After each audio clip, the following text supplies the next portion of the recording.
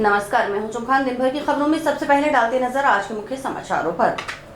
अधिकारियों के निलंबन का विरोध, कर्मचारी सामूहिक अवकाश पर।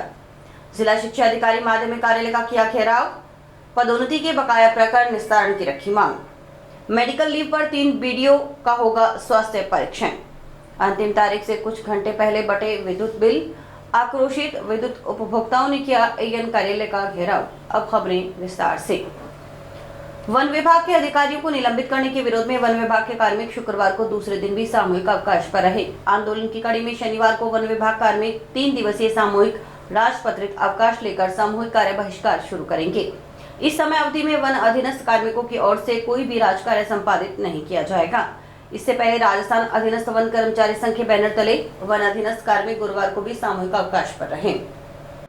वन कर्मचारी वन विभाग के अधिकारियों का निलंबन आदेश निरस्त कर वन अधिकारियों की राजकीय सेवा व अधिकारियों की सुरक्षा सुनिश्चित करने की मांग कर रहे हैं। मांग पूरी न होने पर दूसरे चरण में सामूहिक अवकाश और कार्य बहिष्कार संपूर्ण राजस्थान स्तर पर कर आंदोलन तेज करने की चेतावनी भी दी गई। हमारे क्या है कि जैसे सूरतगढ़ के अंदर 3-4 दिन पहले एक घटना हुई थी जिसमें कोई एक वन्य जीव घायल हो गया था। तो उस वन्य जीव के संबंध में कुछ संस्थाएं थी, वन्य जीव प्रेमी संस्थाएं, तो उनके द्वारा कोई धरना प्रदर्शन किया गया। उसमें बिना कोई प्राथमिक जांच किए और बिना किसी प्रकार का कोई सबूतों के हमारे एक रेंज अफसर को निलंबित कर दिया गया और डीएफओ को एपीओ कर दिया गया। तो बिना संसाधनों के वन कर्मचारी हैं जो इस तरीके से फील्ड में काम करें, उनमें ये भारी आक्रोश है कि बिना जांच के किस प्रकार से ये सस्पेंड किया जा सकता है। तो इसी के संबंध में हमारे जितने भी यूनियन के संयुक्त वन कर्मचारी अधीनस्थ के तत्वाधान के अंदर हम सब कर्मचारी कार्य बहिष्कार पर हैं, जिसमें 1 दिन के लिए अवकाश पर और उसके 2 दिन बाद में हम क्या है कि वो बहिष्कार किया करेगा इसमें राजपत्रित अवकाश के। एसीपी तथा पदोन्नति के बकाया प्रकरणों का तुरंत प्रभाव से निस्तारण करने सहित विभिन्न मांगों को लेकर राजस्थान शिक्षक संघ शेखावत के सदस्यों ने शुक्रवार को जिला शिक्षा अधिकारी माध्यमिक कार्यालय का घेराव किया। घेराव प्रदर्शन के बाद डीईओ हंसराज जाचेवाला को शिक्षा मंत्री के नाम मांगों के संबंध में ज्ञापन सौंपा गया। हमारी मांगे पूरी करो, हमारी मांगे पूरी करो। नौकरी लाभ प्राप्त शिक्षकों को एसीपी दो, एसीपी दो, एसीपी दो, एसीपी दो, एसीपी दो, एसीपी दो। थर्ड ग्रेड शिक्षकों का स्थायीकरण तुरंत करो, तुरंत करो, तुरंत करो। थर्ड ग्रेड शिक्षकों का वेतन नियमितीकरण तुरंत करो, तुरंत करो, तुरंत करो। शिक्षकों से गैर शैक्षणिक कार्य करवाना बंद करो, बंद करो, बंद करो। शिक्षकों पर अत्याचार करना बंद करो, बंद करो, बंद करो। शिक्षा विभाग होश में आओ, होश में आओ, होश में आओ। शिक्षा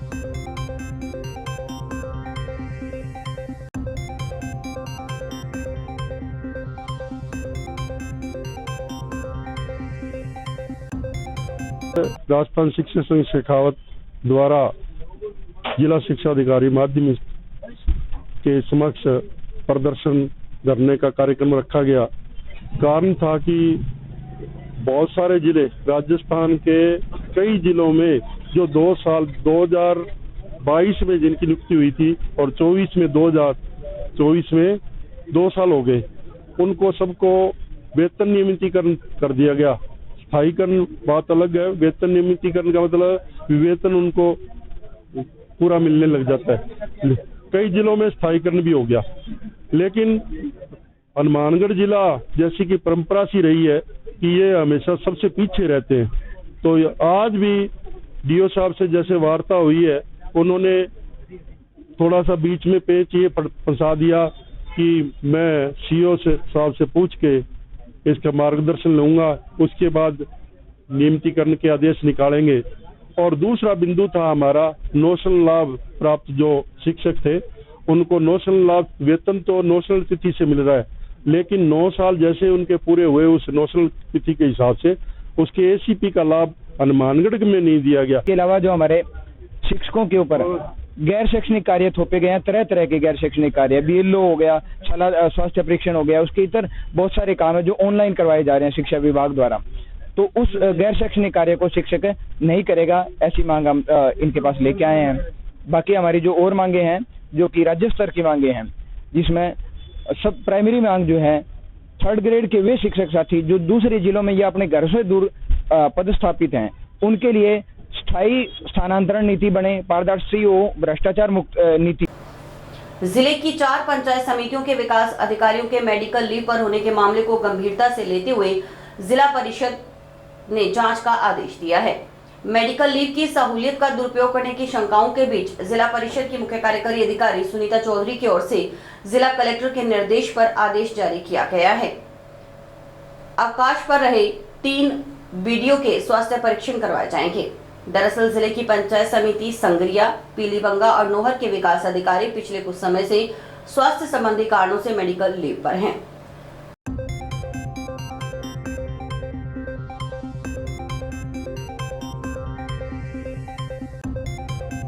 मैटर ये है कि एक हमारे संगरिया बीडीओ साहब हैं जो आरआरडीएस हैं, काफी अच्छा काम कर रहे थे और अचानक उन्होंने हमको जून में अपनी एक एप्लीकेशन भेजी कि मैं मतलब कि वो मेडिकल पे चले गए और हमारे पास सूचना आई और उन्होंने अपनी मेडिकल लीव 14 दिन की भेजी। 14 दिन की लीव भेजी, उसके बाद हमको लगा कि वो आ जाएंगे, तब वो नहीं आए। उसके बाद उन्होंने कल हमको एक लेटर मिला डाक से जिसमें उन्होंने अपने तरफ से वापस से 6 तारीख से लेकर 19 तारीख तक की एक एप्लीकेशन भेजी है जो मिली मुझको कल है, यानी 22 तारीख को। और अगर 22 तारीख को भी हम देखें तो आज 23 तारीख है। आज भी अभी हमने जो विषय से हमारी कोई चर्चा की किसी काम की, उसमें वो अभी प्रेजेंट नहीं थे वहां। इस तरह से एक तो इनका इश्यू था। एक हमारे पीलीबंगा में बीडीओ साहब ने मेडिकल अपनी भेजी, उसके बाद नोहर वाले बीडीओ साहब ने भेजी, एक रावतसर बीडीओ साहब ने 2 या 4 दिन की भेजी है। तो ये मेडिकल पर ही जाने के स्वास्थ्य ठीक नहीं है, तो उससे ये डाउट होता है कि भाई अचानक से क्या सारे बीडीओ ही बीमार होने लग गए। एज फैक्टर है मान लिया, क्या और क्या कारण हो सकता है। लेकिन इस तरह से अगर ये आरआरडीएस लेवल के व्यक्ति करेंगे तो ये अच्छा मैसेज नहीं जाता। कलेक्टर साहब की नॉलेज में भी आई क्योंकि वहाँ पे लोग जाते हैं सर, वहाँ पर हर जगह आपको पता है हफ्ते में 2-2 बार रात्रि चौपाल कर रहे हैं सर। जब वहाँ पे जब लोगों की सुनते हैं और वहाँ पूछते हैं भाई वीडियो कहाँ है, तो यही पता चलता है मेडिकल पर है। तो सर ने भी इसको अदरवाइज दिया, तो हमने एक मेडिकल बोर्ड का गठन। विद्युत विभाग के कर्मचारियों की लापरवाही के कारण टाउन के वार्ड 45 के विद्युत उपभोक्ताओं के पास बिल भरने की अंतिम तारीख से कुछ घंटे पहले विद्युत बिल पहुंचे। इससे आक्रोशित विद्युत उपभोक्ता शुक्रवार को एकत्रित होकर टाउन स्थित जोधपुर विद्युत वितरण निगम लिमिटेड के सहायक अभियंता कार्यालय में पहुंचे और एएन से मिलकर विरोध दर्ज करवाया। एएन की ओर से अंतिम तारीख में बढ़ोतरी करने का आश्वासन देने पर वार्डवासी शांत हुए। अंतिम तारीख से कुछ घंटे बिल पहुंचने पर जोधपुर विद्युत वितरण विभाग के अधिकारियों को वार्डवासियों के आक्रोश का सामना करना पड़ा। वार्ड 45 निवासी श्यामदास ने बताया कि उनके वार्ड के विद्युत उपभोक्ताओं तक समय सीमा में विद्युत बिल नहीं पहुंचाया गया। गुरुवार देर शाम 7:30 बजे से रात्रि 8 बजे के बीच बिल वितरण किए गए। कईयों का बिल 5,000 तो कईयों का 10,000 भी है। बिल भरने का अंतिम दिन भी शुक्रवार था, लेकिन अंतिम दिन से कुछ घंटे पहले बिल वितरण से उपभोक्ताओं में रोष है क्योंकि वार्ड में अधिकतर मजदूरी पेशा मध्यम वर्गीय लोग निवास करते हैं। तत्काल बिल राशि का इंतजाम नहीं हो सकता।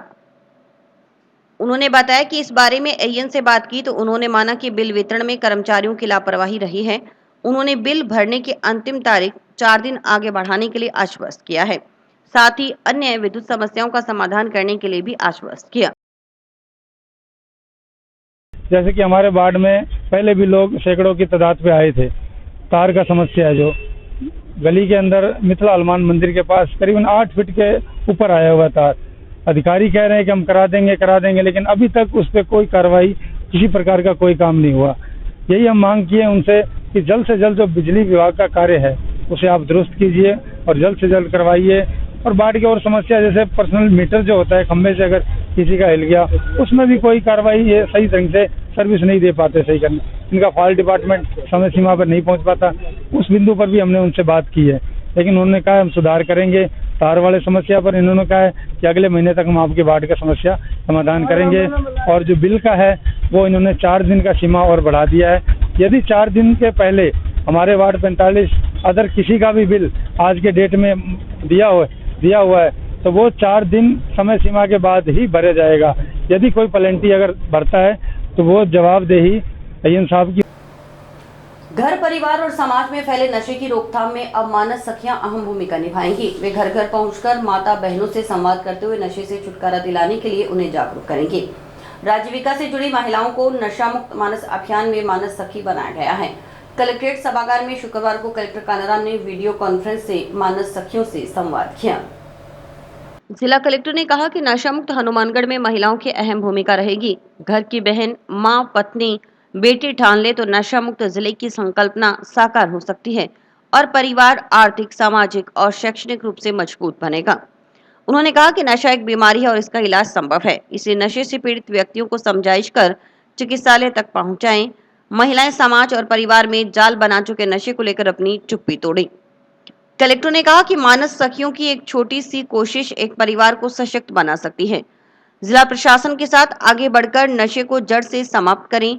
उन्होंने कहा कि महिलाएं परिवार से नशे की बात को छिपाए नहीं, सामने आए और बात रखें, तब यह बीमारी जड़ से खत्म होगी। कलेक्टर ने कहा कि नशा करने वाले व्यक्ति के बजाय सबसे पहले उनके परिवारजनों को समझाएं, उन्हें चिकित्सालय तक लाने का प्रयास करें। गांव में महात्मा गांधी नरेगा कार्यस्थलों पर महिलाओं को जानकारी दें, उन्हें भी शपथ दिलाएं। इस दौरान मानस सखियों ने अभियान में अपनी जिम्मेदारी निभाने के लिए वादा भी किया।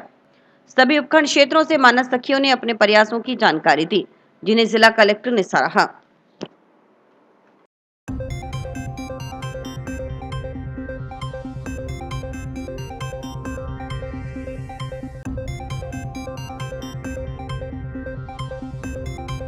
श्री नीलकंठ महादेव सेवा समिति की ओर से श्री कृष्ण जन्माष्टमी पर आयोजित किए जाने वाले कार्यक्रम से 2 दिन पहले शुक्रवार को कार्यक्रम स्थल पर ध्वजारोहण किया गया। श्री कृष्ण जन्माष्टमी पर समिति की ओर से जंक्शन के गांधीनगर स्थित काशी विश्वनाथ मंदिर में कार्यक्रम आयोजित किया जाएगा। समिति की ओर से दिल्ली व बंगाल से मूर्तिकार बुलाए गए हैं। श्री नीलकंठ महादेव सेवा समिति के अध्यक्ष अश्वनी नारंग ने बताया कि हर वर्ष की भांति इस बार भी समिति की ओर से श्री कृष्ण जन्माष्टमी का पर्व धूमधाम से मनाया जाएगा। श्री कृष्ण जन्माष्टमी का उत्सव 26 अगस्त को शाम 7 बजे शुरू होकर देर रात श्री कृष्ण के जन्म तक चलेगा। दिल्ली, फतेहाबाद व वृंदावन से आने वाले कलाकार भगवान श्री कृष्ण की लीलाएं प्रस्तुत करेंगे। पूतना की 20 फीट ऊंची झांकी सजाई जाएगी, जो आकर्षण का केंद्र रहेगी। रात्रि 12 बजे श्री कृष्ण का जन्म धूमधाम से मनाया जाएगा और रंगीन आतिशबाजी की जाएगी। सभी शहरवासियों से, धर्मप्रिय सज्जनों से विनती करूंगा कि जन्माष्टमी पर्व श्री नीलकंठ महादेव सेवा समिति द्वारा हर वर्ष की भांति इस बार भी बड़ी धूमधाम से मनाया जाएगा। तो मैं सभी शहरवासियों से, सभी धर्म प्रेमी सज्जनों से ये संस्था की ओर से विनती करूंगा कि सभी लोग आए कृष्ण जन्माष्टमी पर और बाबा का आशीर्वाद प्राप्त करें और यहाँ प्रसाद ग्रहण करें। जन्माष्टमी उत्सव 26 तारीख सोमवार को शाम 7 बजे से शुरू होगा, जो रात्रि कृष्ण जन्म तक चलेगा। और इस कार्यक्रम के लिए बाहर से कलाकार जो है वो आएंगे, दिल्ली से, फतेहाबाद से और वृंदावन से। पीलीबंगा पंचायत समिति की ग्राम पंचायत दौलतावाली की महिला सरपंच सुशीला देवी ने ग्राम विकास अधिकारी को 2 ग्राम पंचायतों का कार्यभार सौंपने के चलते पंचायत में कार्य प्रभावित होने की समस्या से शुक्रवार को जिला प्रमुख कविता मेघवाल को अवगत करवाया। सरपंच सुशीला देवी ने बताया कि ग्राम विकास अधिकारी को पंचायत दौलतावाली और कमाना का कार्य सौंपा गया है, इस कारण पंचायत के कार्य प्रभावित हो रहे हैं। क्या समस्या है? जो को मैं काम को वो करे, आज मैं कमाना हूँ, आज मैं बैठा हूँ, झूठ बोल तो रद्दी आवे को नहीं, रोज में दे रहा है कि सरपंच साहब ने अपने सेक्रेटरी पटाया में साइन करावा, तो मैं ये आवे को प्रेम दे दूं, सेक्रेटरी आवे को माफिया के लगी, ये सेक्रेटरी मन पकाई को दिया आवे।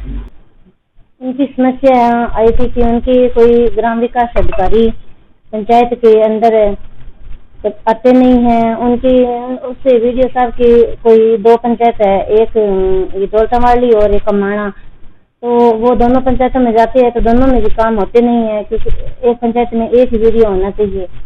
तो ये समस्या मेरे पास लेके आए थे। इनकी कोई गली का विवाद बहुत ज्यादा चल रहा है, थाना तहसील भी और रखी है, तो इसी समस्या के कारण आज मेरे पास आए थे। कहा कि हमारे वीडियो को आप चार्ज एक पंचायत में दिलवा दो।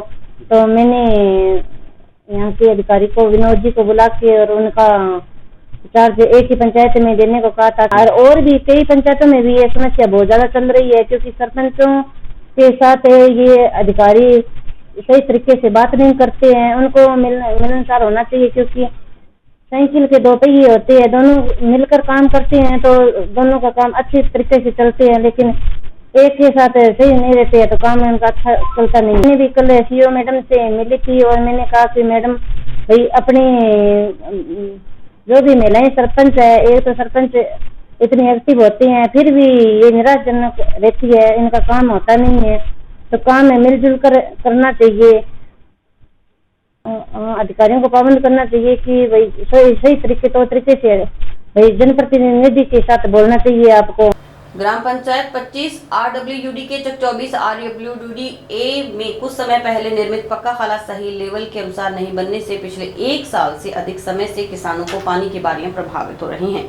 कई बार उच्चाधिकारियों को अवगत करवाने के बावजूद समस्या का समाधान नहीं हुआ तो प्रभावित किसानों ने कलेक्ट्रेट के सामने धरना शुरू कर दिया।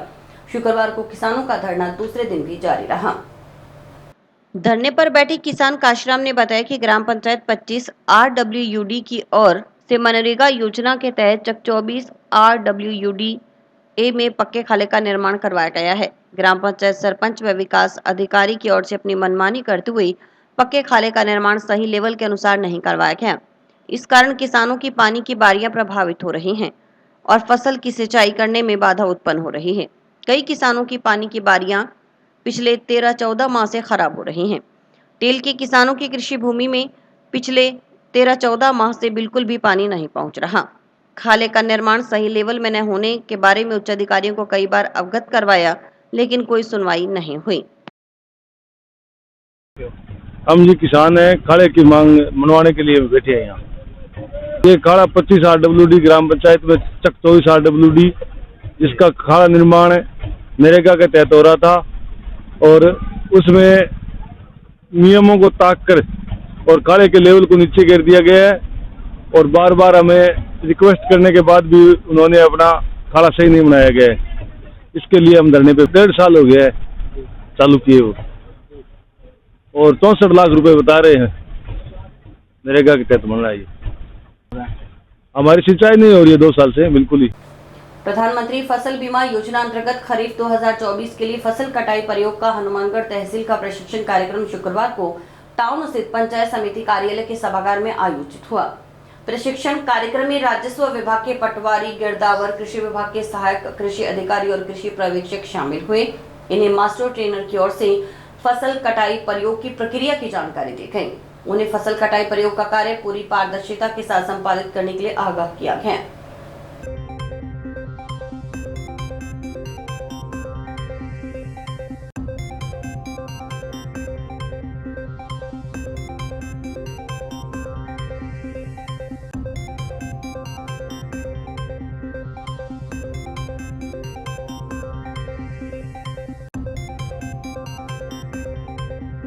अधिकारी कर्मचारी इस कार्य को लंबे समय से करते आए हैं। आपको विधिवत प्रशिक्षण दिया जाएगा। सांख्यिकी विभाग के अधिकारी भी आए हुए हैं, एग्रीकल्चर के भी आए हुए हैं और हमारे रेवेन्यू से भी आए हुए हैं। मेरा निवेदन है आप लोगों से कि फसल कटाई प्रयोग पहले मैनुअल होते थे, आजकल मोबाइल ऐप बेस्ड है। हो सकता है आप में से कुछ लोग पहली बार करें, इसलिए प्रधानमंत्री फसल बीमा योजना अंतर्गत खरीफ 2024 में फसल कटाई प्रयोग का हनुमानगढ़ तहसील का प्रशिक्षण आज पंचायत समिति कार्यालय के सभागार कक्ष में आयोजित किया गया है। इसके आधार पर फसल कटाई प्रयोग होंगे, जिस आधार पर औसत उपज के आंकड़े हैं वो निर्धारित होगा। उसके बाद में इसके आधार पर जो हनुमानगढ़ तहसील में पटवार स्तर और तहसील स्तर और फसल बीमा क्लेम जो निर्धारित होगा, उसकी प्रक्रिया का एक भाग है। एक्चुअली जो फसल कटाई प्रयोग जब करते हैं उसकी जो प्रक्रिया है प्लस उसको एप्लीकेशन में अपलोड करना है आदि के बारे में विस्तार से बताया जाता है और प्लस इस बात का उनको आगाह किया जाता है कि फसल कटाई की पूरी पारदर्शिता के साथ संपादित करें। नोहर की बिहानी धर्मशाला के पास आयुष्मान स्किन हॉस्पिटल का भव्य शुभारंभ 26 अगस्त सोमवार को विधिवत रूप से होगा। इस संबंध में जानकारी देते हुए सामाजिक कार्यकर्ता व हॉस्पिटल डायरेक्टर मयंक मोदी ने बताया कि नोहर क्षेत्र की जनता की डिमांड को देखते हुए आयुष्मान स्किन हॉस्पिटल की शुरुआत की जा रही है, जिसमें skin specialist doctor Himani Chawla नियमित रूप से अपनी सेवाएं देंगे।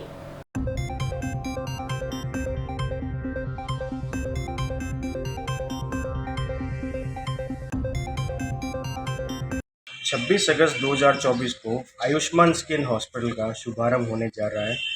डॉक्टर हिमानी चावला एमडी इन डर्मा चर्म रोग विशेषज्ञ है, जो कि एम्स हॉस्पिटल से आपके शहर नौर में आ रही है।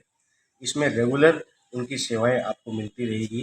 क्षेत्र में पहली बार किसी महिला चर्म रोग विशेषज्ञ की सेवाएं आपको मिलेगी।